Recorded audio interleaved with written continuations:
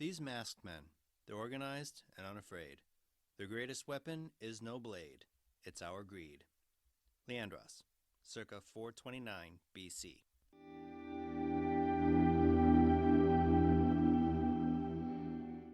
Hello and welcome to Visions of the Past. My name is Andrew, and I'm the host of this Assassin's Creed lore podcast. This is episode 44, and today we're going to talk about the pre-Templar group, known as the Cult of Kosmos.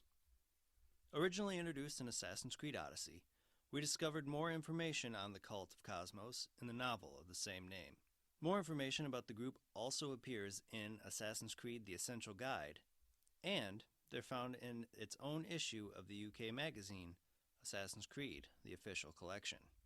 At some point between the 6th and 5th century BC, the Cult of Kosmos was founded.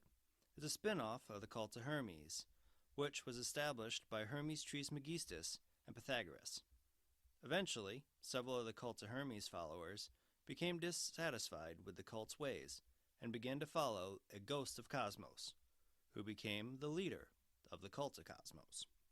By the 5th century BC, the cult formed a sort of partnership with the Order of the Ancients in Persia. While both groups worked independently of each other, their goals were often aligned. Together, they worked to install King Xerxes I of Persia as overlord of Greece. The cult saw him as a means to unite all Greece under one ordered rule, and, as a result, would support his conquests. In 480 BC, King Leonidas I of Sparta consulted with the Pythia about going to war with the Persians. The cult confronted him and warned him not to oppose them, but Leonidas disregarded their threats and chose to fight against the Persians, an act that would cost him his life. After King Leonidas' defiance, the cult grew determined to destroy his bloodline because of its potential for interfering in their plans. In 446 BC, the cult spread word by manipulating the Pythia Praxithia into saying that the youngest grandchild of Leonidas would bring ruin to Sparta. The youngest grandchild's name was Alexios, and as a result, the Spartans sentenced Alexios to execution. This led to Cassandra, who is also a grandchild of Leonidas and Alexios' older sister, to try to save him from death atop Mount Taygetos. While trying to save him, Cassandra ended up pushing her brother and his executioner off the cliff, which also caused her to be thrown from the cliff by her stepfather, Nikolaos. Surprisingly, the fall didn't kill either child, and after the event, Cassandra went into exile, and her mother, Myrine, took Alexios to the sanctuary of Asclepios in Argolis to get medical treatment for his injuries. The priests at the sanctuary, led by Medon, did what they could for the mother and the child, but convinced Myrine that it was best to leave the badly injured child to the mercies of the gods. After Myrine left, a member of the Cult of Kosmos, Chrysis, took Alexios under her wing, healed him, and raised him to be part of the cult. Renamed Demos, Alexios was seen by the cult as a weapon rather than a regular foot soldier. Over the following decades, the cult orchestrated the Peloponnesian War in an effort to achieve control of Greece through the country's most notable city-states, Athens and Sparta. During this time, they discovered that Cassandra had survived and was working as a Misthios, or mercenary, on the island of Kephallonia. At first, the cult wanted to have her killed, but one of their members, Elpenor, convinced them to instead hire her to assassinate her stepfather, Nikolaos, in order to stop an immediate Spartan victory over Athens. Doing so, though, Elpenor exposed the cult's existence to Cassandra, who then decided to hinder the cult's plans for control over Greece and sought to destroy the cult completely. In 431 BC, the cult held its first meeting after quite some time in the sanctuary of Kosmos. Unknown to them, Cassandra had infiltrated this meeting and afterward set out on her quest to destroy the cult by hunting down its members one by one.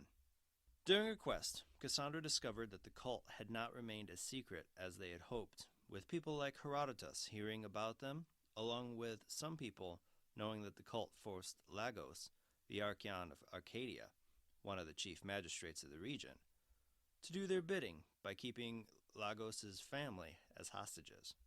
After Cassandra had tracked down every cult member, thus destroying the Cult of Kosmos, she met with the Ghost of Kosmos within the Sanctuary of Kosmos. Here, it was revealed the Ghost of Kosmos, and leader of the cult, was Aspasia, the partner of Athenian statesman Pericles. After the confrontation in 422 BC, Aspasia relinquished the title of Cult of Kosmos, stating that the cult was dead, and she needed to go into the world and build a new republic under the supreme rule of someone with the knowledge of a philosopher and the wisdom of a king. During the time we see the Cult of Kosmos, they organized themselves into branches. Each branch had 5 adepts and was led by a person that they called a sage, and each branch had its own area of expertise. The Eyes of Kosmos was the branch that gathered information for the cult. The Silver Vein ran the cult's financial operations and was the source of the majority of their income. The Delian League branch sided with Athens during the Peloponnesian War while trying to suppress the free thinkers of Attica. The Peloponnesian League were on the side of Sparta during the war and sought to control their warriors by turning their faith against them. The gods of the Aegean Sea operated in the Aegean Sea while seeking to control the Aegean itself. The worshippers of the bloodline believed that Leonidas' descendants were unique and powerful, revering them as gods. And the final branch was the heroes of the cult, and they were considered the mightiest warriors within the cult. And, because they were the brute force of the cult, they often made their names as mercenaries. The Cult of Kosmos, as a system, is something that I enjoyed in Assassin's Creed Odyssey. They had a large number of enemies that we had to hunt during gameplay. Some of them were hunted as part of the main story, but a lot of them were just out in the world to be tracked down and killed.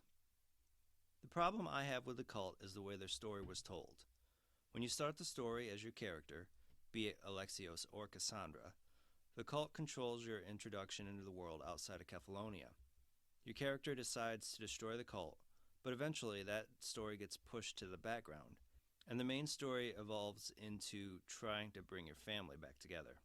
At the beginning, it seems that the cult is meant to be a proto-Templar organization looking to control Greece by manipulating the Peloponnesian War.